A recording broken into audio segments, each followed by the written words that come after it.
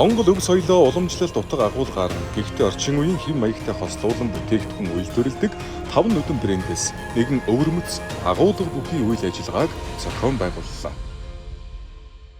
Өвөөс өв бүтээх зорилгодоор нэгдсэн 5 нүдэн брэндийн хамт олонны урилгыг хүндэтгэн хүлээн авч морилон ирсэн хатагтай ноёд эрхэмсэг зочид та бүдийг энэ үчийн амгалан айлтгая. 2021 оны 11 сарын 11-ний өдөр өндөр гэгээний баримтат кино 1-р яг хазгар цадаг баримтат киног та бүхэнд үзэгч олонд өргөн барьж байсан. За үүнийгээ дагалдуулаад бас хэсэг бүтээгдэхүүн гарсан.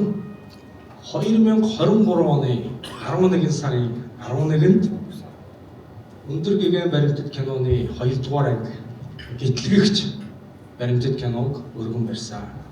Энэ жил анх дугаар богд өндөр гэгээний мэлмиг хийсний 390 жилийн өндөр ойд болж байгаа. Энэ өндөр ойд гурамсан 21 он, 23 он, 25 он гээд чамдмалсан цуврал бүтээлийн маш сонирхолтой бүтээлүүдийг яг энэ өдөр өргөн барих гэж байна та бүхэнд.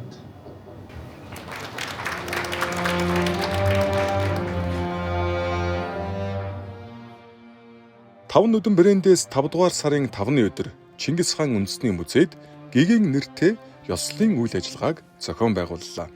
Энэхүү брендийг үүсгэн байгуулагч Бат Заяагийн хэлсэнчлэн өндөр гэгээний тэг шойд зориулсан 3 дахь шинэ бүтээл ёслолын эхэнд мэндэлсэн юм. Энэ бол хөгжим, найрал дууны хосолсон томоохон бүтээл Соёмб нэртэй Мактуу. Улаанбаатар театрын уран бүтээлчид Соёмбод зориулсан энэхүү бүтээлийг анхны үзэгчдэд өргөн барьлаа.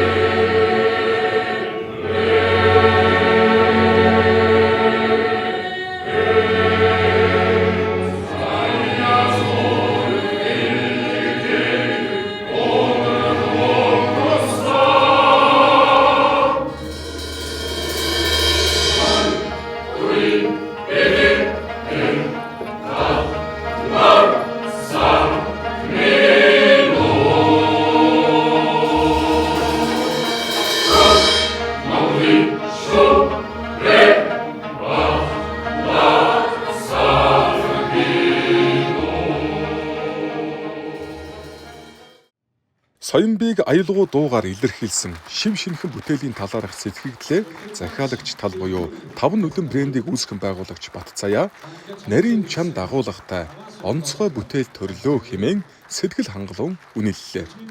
Бүтээлийг тоглож дууссаны дараа зохиогч уран бүтээлчдийг тайзан дээр урьж хүндэтгэл үзүүлэхийн зэрэгцээ Мактуу бүтээлийн нот тоглох эрхийг албан ёсоор Улаанбаатар чуулгад гардуулан өгсөн юм. За миний анхны кантатын анхны үзэгч анхны уран бүтээлч тоглогч та бүхэн бүгдээрэнд баярлалаа.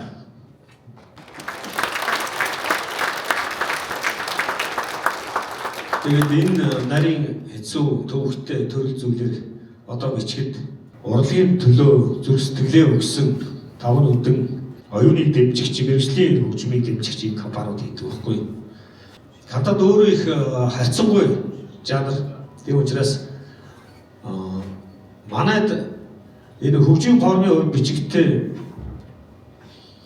өөрийн хөгжим формыг манайх ер нь их авч бичдэг л дээ. Яг л дэлхий дээр загвар болсон энэ мундаг аргачлал хэлбэр байдаг.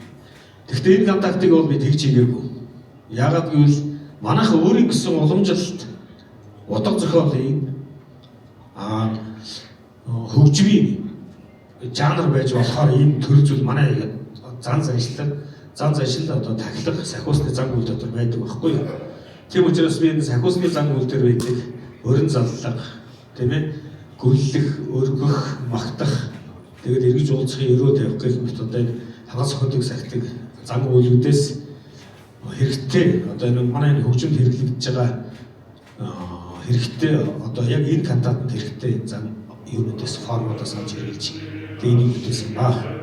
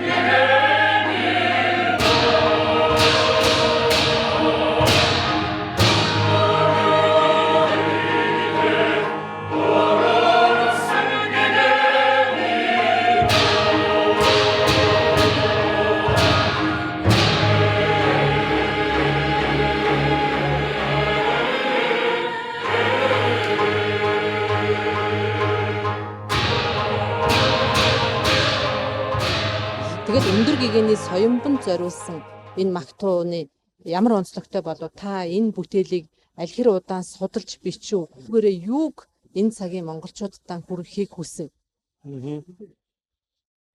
Соёмбын тайлбар олон янз байгаа. Соёмч өөрөө тусгаар төхөөрөмжийн бэлэг тэмдэг манайх одоо 90 тайлбараас эхлээд нийтийн хүртэл болсон сайхан тайлбарууд байна. Шашны, судрын ёсны тайлбар, дандрын ёсны, тарны ёсны гүн ухааны бүр маш нарийн хатуу ёстой тийм тайлбарууд байдаг.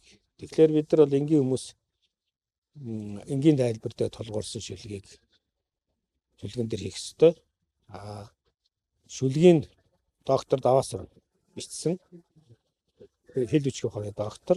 Өөрөө шашны бол академик боловсролтой хүн. За би яг тэр шүлгэн дээр бол өөрөө шашны хөгжмийн элемент оруулж ийм нэг өвөрмөс төрхтэй орчин цагийн хөгжмийн шийдлүүд оруулсан. Өмнө хэрэглэгдсэн кантатуудыг бодох юм бол Зохиомжийн хүнд давтсан олон дахиж өгүүлэмжүүдээ эргэж харсан юмнуудаас жоохон зайлсхийж маш хурдан 25 минутанд багтааж одоо бүх утгыг агуулж тэгээ соёмбын бэлэг тэмдгийг бүгдийг нь багтааж ингэж хэрэгэлцэж ингэж хийсэн юм. Энэгээр бол би нэгдүгээр өндөр гэгэний ойд зориулж бид нар юм хийх ёстой. Тэгээ өндөр гэгээнийгаа бид нар ч одоо тэр гайхалтай бидний Монгол улсын туг далбаа бол дэлхийн өнцөг улам бүрт нэгдсэн үндэсний байгууллага оршин байдаг бүх оронд нэмэрч байгаа. Тэгэхээр миний өөрөө тодорхойлсон соём бүсэг бол дэлхийг үрхнэ гэж өөрийнх нь хэлсэн. Тэр бошго бол одоо хүртэл биелэл явж байгаа. Тэгээд тэр энэ жижиг сажиг юмнуудаас эхлээд маш том өргөн гүн утга агуулгыг одоо харддаг. Залуучууд хүртэл харддаг байх. Тэгэхээр энийг чинь залуучуудад үлдээхэд бол бид нар нэг юм хийцэн байх хэрэгтэй. За түрүүд 20 дугаар зууны хөгжмийн зохиолчдод соёмын тухай улс төрийн захиалгаар болон өөрснийхөө хувийн одоо тэр хөгжмийн салбарт сорж байгаа өөрийнх нь бүтээлдээ тусгаж маш их хэрэгжилсэн. Одоо бол эх оронч бүтээлүүдийг ер нь бол цөөхөн хийдэг байсан. Тийм учраас одоо энэ бас надад миний одоо энэ цаг үед нийтийн хөгжмийн босрол зориулж, мэргэжлийн хөгжмийн босрол зориулж хийх ёстой. Өөрийн учраас тэгж хийж өгч.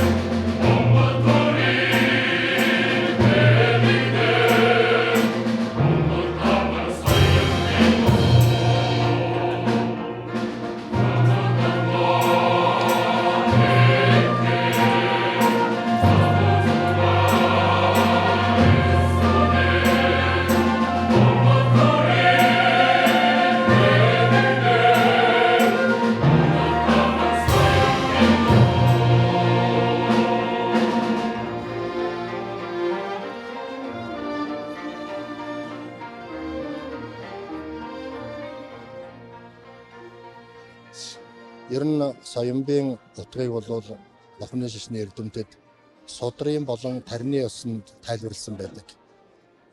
Яг тэр үндсэн гүн утга агуулгыг барьж одоо энэ соёмбын одоо дуул гэдэг магтуугийн шүлгийг бичих бол жоохон боломж муутай юм л да. Яагаад гэвэл тэгэхээр дуу бол энэ дуул хурлагийн бүтээл бол нийтлэл зориулсан бүтээл байдаг. Тэгээд нийтлэл зориулсан бүтээл учраас тэр амар хялбар ойлгохдох үйс сонсон даруйд ойлгохдох үйс байх ёстой. Тийм болохоор тэр соёмбид одоо тайлбар хийсэн үе үеийн эрдэмтдийн судалбар тайлбаруудыг бас авч судалж үзсэн. Тэгээд тэн дотор байгаа Ямбын 90 тэр Монгол улсын тусгаар тогтнолын утга билэгдэл болох талаас нь тайлбарласан тайлбар нь бол өнөө цагт одоо бас улс орны маань байгаа нөхцөл байдал, дайны дэлхийн нөхцөл байдал, тэгээд бас энэ дуул хурлаг гэдэг энэ төрөл жанрт бол тэр утга агуулга нь илүү нийцтэй санагдаад тэгээ улс орны маань сайхан одоо тусгаар тогтнол бат байх болтугай, их орн маань амар амгалан байх болтугай, одоо дайны дэлхийн хүн бүхэн хоорондоо хол ойр гэж нэг алгачаалахгүйгээр амар тайван зэрэгцээ орш болтгой гэдэг тэр санааг л буюу одоо үндсэндээ өндөргийн маань туйлын хүсэл амар амгалан сайн сайхан дэлхийн ертөнцид завслоосоо гэдэг тэр бодол санаар нь тулгаж бичихийг хичээсэн. Ер нь өөрөө 6 хэсэгтэй юм. Тэгээ 6 хэсэг байгаа нь бол тэр Лохны шашны одоо соёлын хурлын зан үйлүүд байдаг, уншлагын зан үйлүүд. Тэр одоо жишээлбэл уран зарлагын хэсэгтэй, тэгээд одоо магтаалын хэсэгтэй, эсвэл одоо өргөлийн хэсэгтэй, айлтгалын хэсэг энэ байгаад байдаг байхгүй юу? Тэгэхээр тэр хурал номын зан үйлийн уншлагын дистраалыг бас баримтлахыг бодож бичсэн. Тэгээд үндсэндээ бол 6 хэсэг байгаа юм. Удирдгал гэдэг дээр бол үндсэн цөм утга санаагаа бүгднгийн товчоор илэрхийлээ. Тэгээд удирдгал дээр байгаа санаагаа үлдсэн 5 хэсгээр бол задлсан гэсэн үг. Тэгэхээр соёмбын утга билэгдэл нь юу юм? Соёмбыг одоо эрхэмлэн дээдлснээр Монгол улсын тэр одоо тусгаар тогтнол амар амгаланд ямар нөлөөтэй юм? Тэгээд соёмбыг огторгойд залснараа улсын маань одоо алдар суу монголчуудын маань одоо ажил үйлс хэрхэн яаж дэлгэрэх юм бэ гэдэг юм дээр нь тулгаад сүүлд нь бол магтсан. Магтахтаа одоо тийм утга билэгдэлтэй учраас та одоо энэнийг одоо дэлгэрүүлж өгнө гэсэн маягтай айлтгал магтаал гэсэн агуулгаар бичих гэж хичээсэн.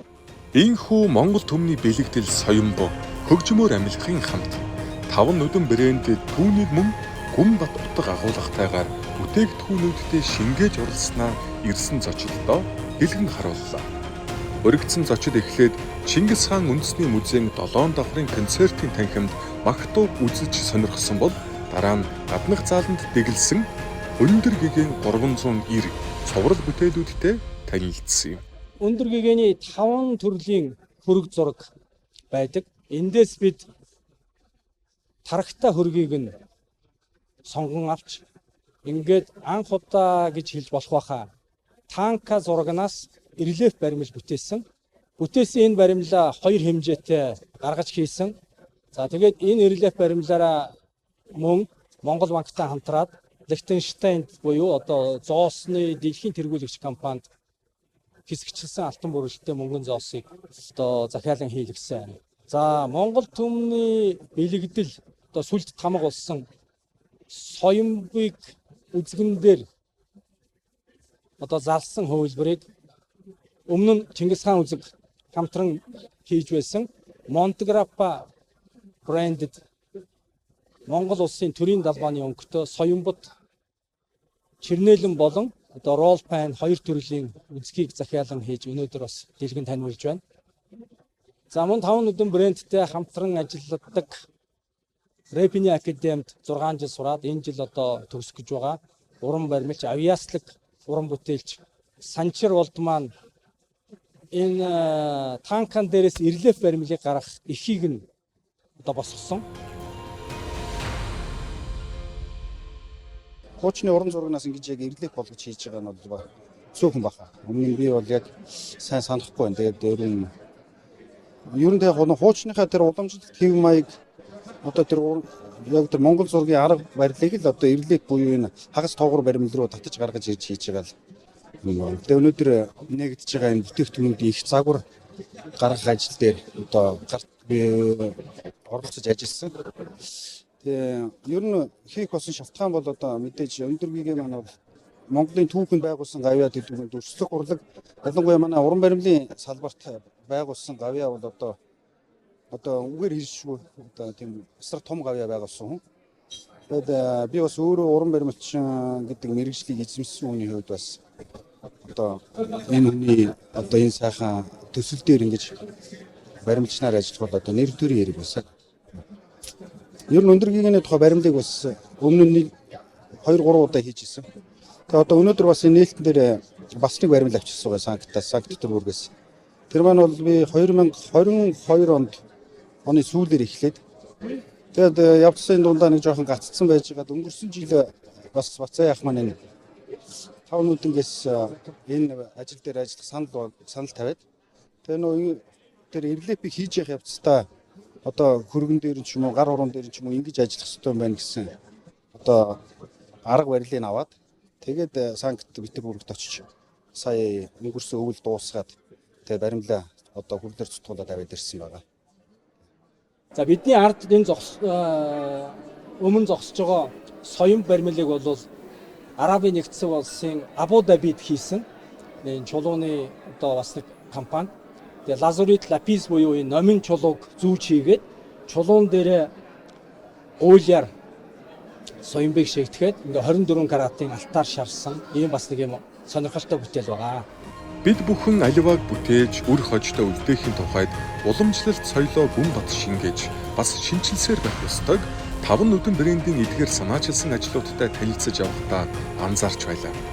Шинэ бүтээлүүдийн нээлтэнд ирсэн зочдын дундаас бидний онцолж уулзсан эрхэм хүмүүс ч соёмб хийгээд Монгол хүний үнэт зүйлийн тухай бидэнд сэтгэгдлээ харамгүй хуваалцсан юм. Ер нь бидний амьдралын зорилго юу байдаг вэ? Ямар ч үед те амар амгалан сайн сайхан амьдрахын төлөө байдаг. Дээрээс нь одоо Монгол хүмүүсүүдэд заяагдсан нэг зүйл бол энэ газар орон, соёл, байгаль түүхтэйгээ уялдаж би Монгол хүн гэсэн омогшлыг бий болгодог.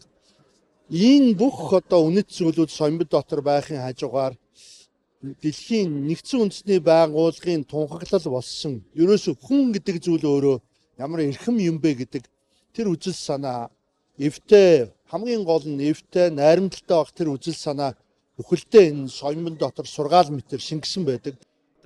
Тэгээд соём гэдэг маань өөрөө бас өндөр гэгэний ариун үзэгдэл гэж шишиндаа бид хэлдэг. Ариун үзэгдэл нь бясалгалын үр дүнд урган буусан үсэг.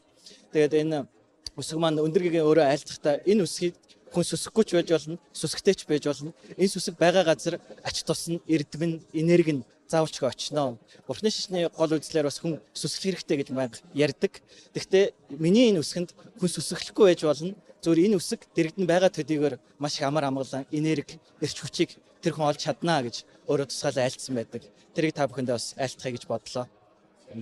Өнөөдрийн энэ арга хэмжээ 5 нүдэн брэнд тийм ээ. Энэ өргөн утга агуулгыг бүтээгдэхүүн дээр шингээж бас холбож Монгол түмэндээ дахин одоо энийг дамжуулж байгаа нь ямар ач холбогдолтой гэж бодож байна? За маш чухал ач холбогдолтой. Өнөө цагт бидний нэгдмэл мөн чанар хэрэгтэй монголчуудад тийг санагддаг. Тэгээд бид юугаараа нэгдэх вэ? Чингисээр нэгдэх үү, өөр зүйлээр нэгдэх үү? Маш олон зүйл бий. Тэгээд бид үндэсний зүйлээ, үндэсний хүмүүнийхээ оюун ухааныг сойрлж нэгдэж чадна гэж итгэж байгаа. Бид нэгдсэн үнэт зүйлтэй болж чадна гэж итгэж байгаа. Тэгэхээр нэг үнэт зүйлтэй болох нэг гаргалгаа нь энэ зүйл болов. Тэгээд орчин цагт нь юм хуучин байх тусмаа бас хүн анзаарахгүй байдаг. Номын мэрэг тэгж айлтсан байдаг. Номын утга хэдийг гүнжгсэн цаг тухайн үед нь тааруулж айлтахгүй бол хүн утгыг ойлгохгүй. Тойл хэдий тонгологч тоосыг харьчихгүй бол хүн царайгаа харж чадхаа байдгаа. Тэрэн шиг энэ гүн нарийн утгыг цаг тухайн үед нь орчин хэлээр инновац хийж явахгүй бол бид ойлгож чадхаа байдаг.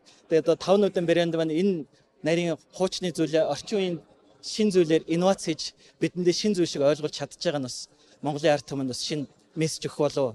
Энийг Монголын ард түмэн шин залуу юус анхаарч харж чадах болов гэж итгэж байгаа, найдаж байгаа. Ийхүү бид 5 нүдэн брендийн шинэ бүтээлийн ёслолоос хийсэн сурвалжилгаа та бүхэнд хүргэлээ. Хөгжмийн хэл бол ямар ч орчуулгагүй хүн төрлөختнийг холбож, ойртуулж, аливаад нэгтгэж чаддгаараа гайхамшигтай. Тэгвэл Монгол түмний эв нэгдэл тусгаар тогтнолын бэлэг тэмдэг соёмбыг хөгжмөөр илэрхийлснээр аян дэлхийн хүн зонд Монгол гэж ямар үндэстэн байдгийг илүү ойлгуулсан нэгэн сэжүүр энэ өдөр тохиолоо. Хөгжимтэй хамт үзэгчдэд хүрсэн зан вазар 390 цогц бүтээлүүд ч үеэс үедээ дамжин Монгол бахархал, ондоошлыг тамгалсаар байх үзье.